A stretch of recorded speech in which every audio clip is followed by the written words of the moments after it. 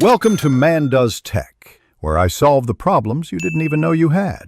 In this video, I will explain how to connect using TeamViewer. TeamViewer is a powerful tool that allows you to access and control another computer remotely or let someone access yours. It's perfect for technical support, collaborative projects, or simply helping a friend. We'll cover the simple steps to establish a secure connection, whether you are initiating or receiving support. You'll be connecting in just a few moments. To allow someone to connect to your computer, first open the TeamViewer application. On the main interface, you will see a section labeled Your ID and Password.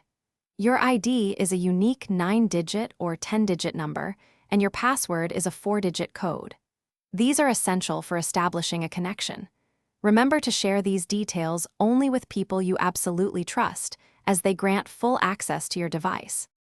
If you need to connect to another computer, you'll first need their TeamViewer ID and password.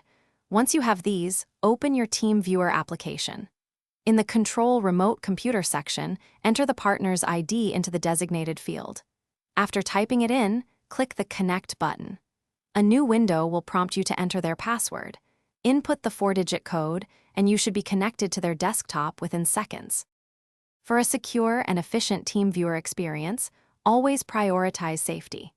Ensure you use strong, unique passwords for your TeamViewer account and change them periodically. It's also a good practice to close the TeamViewer session immediately once your remote access task is complete. Regularly updating your TeamViewer software ensures you have the latest security patches and features, protecting your connection from potential vulnerabilities. Thanks for watching. If you found this helpful, don't forget to like and subscribe.